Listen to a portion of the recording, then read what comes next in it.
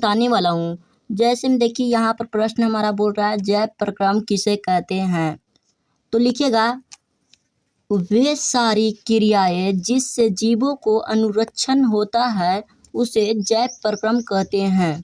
मतलब समझ रहे हैं दोस्तों, बच्चों समझ रहे हैं।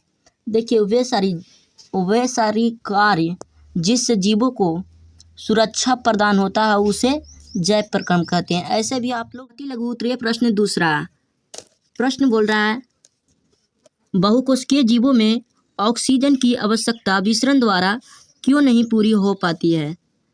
प्रश्न क्या बोल रहा है, बहुकोशिकीय जीवों में ऑक्सीजन की आवश्यकता विसरण द्वारा क्यों नहीं पूरी हो पाती है। तो आप लोग लिखिएगा बच्चों, यहाँ पर लिखिएगा बहुकोशिकीय जीवों के शरीर का अंग जटिल तथा वातावरण के संपर्क में रहने के कारण बहुकोशिकीय जीवों में सभी कोशिकाएं सीधे ही पर्यावरण के संपर्क में न होने के कारण साधारण विसरण द्वारा ऑक्सीजन की आवश्यकता नहीं होती है। तीसरा प्रश्न बोलता है देखिए जीवों में पोषण की दो प्रमुख विधियां कौन कौन सी है।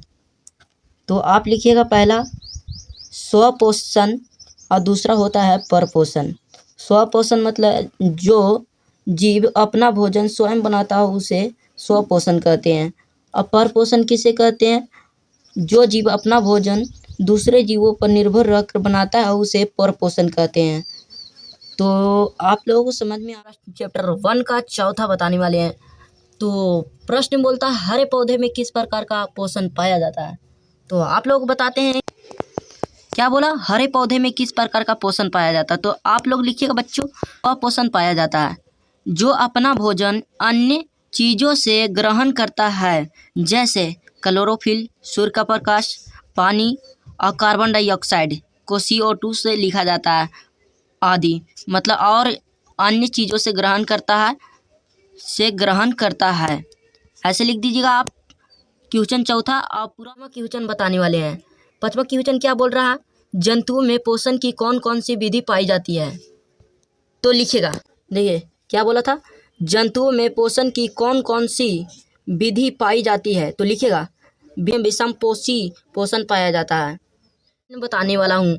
छठा प्रश्न क्या बोलता है बच्चों, 3 प्रकार की परपोषण विधियां के नाम लिखें।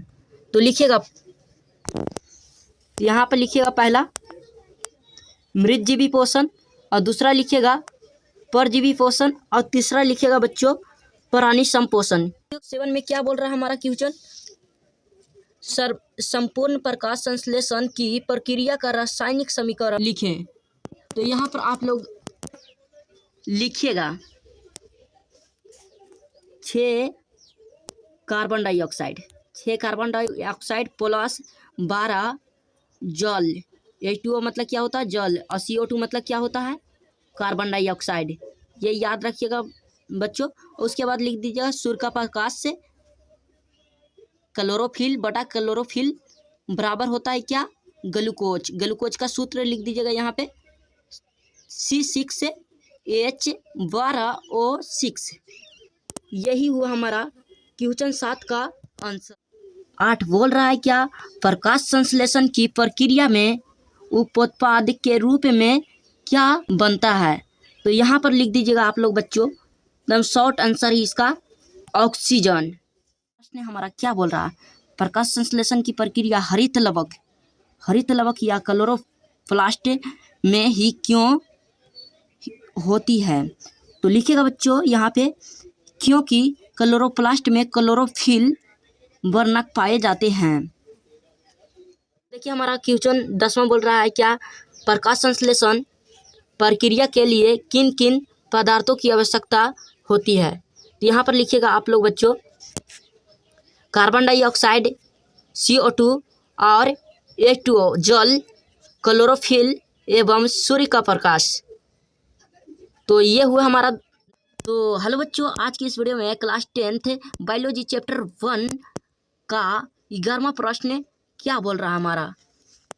देखिए प्रकाश संश्लेषण प्रक्रिया के लिए पौधे CO2 कहाँ से प्राप्त करते हैं, कार्बन डाइऑक्साइड कहाँ से प्राप्त करते हैं। तो यहाँ पर आप लोग लिखिएगा बच्चों, CO2 मतलब कार्बन डाइऑक्साइड हवा से प्राप्त करते हैं, उन्हें रंध्रों द्वारा प्रवेश किया जाता है। तो हमारा अति लघु उत्तरीय प्रश्न हमारा बोल रहा यहाँ कवक एवं जीवाणुओं में प्रकाश संश्लेषण की प्रक्रिया क्यों नहीं हो पाती है। तो यहाँ पर लिखिएगा बच्चों, कवक और जीवाणुओं में प्रकाश संश्लेषण की प्रक्रिया नहीं हो पाती है क्योंकि इसमें क्लोरोफिल नहीं होता है। ये हेटेरोट्रॉफिक जीव होते हैं, इसलिए इसमें प्रकाश संश्लेषण की प्रक्रिया नहीं होती। 13वां प्रश्न क्या बोल रहा, पोषण के दृष्टिकोण से अमीबा तथा पैरामीशियम किस प्रकार के जंतु हैं।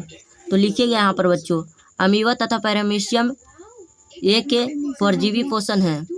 ये होलोजोइक के पोषण वाले जंतु हैं, यानी वे ठोस भोजन सीधे शरीर में ग्रहण। हमारा 14वां प्रश्न क्या बोल रहा है, देखिए 14वां प्रश्न हमारा बोल रहा है, मनुष्य का आहार नाल कौन कौन से मुख्य भागों में बांटा होता है। तो यहाँ पर लिखिएगा बच्चों, मुख्य गुहिका, ग्रास नली, अमाशय और छोटी आंत एवं बड़ी आंत। 15वां प्रश्न क्या बोल रहा है, ग्रसनी में स्थित दो छिद्र के नाम है। ग्रसनी में स्थित दो छिद्र कौन कौन होते हैं, निगल द्वार और कंठ द्वार। तो देखिएगा यहाँ पर 16वां प्रश्न हमारा बोल रहा है, मनुष्य में पाचन आहार नाली के किस भाग से शुरू होती है। तो मुख्य गुहा से शुरू होती है, ये तो आप लोग पता ही होगा।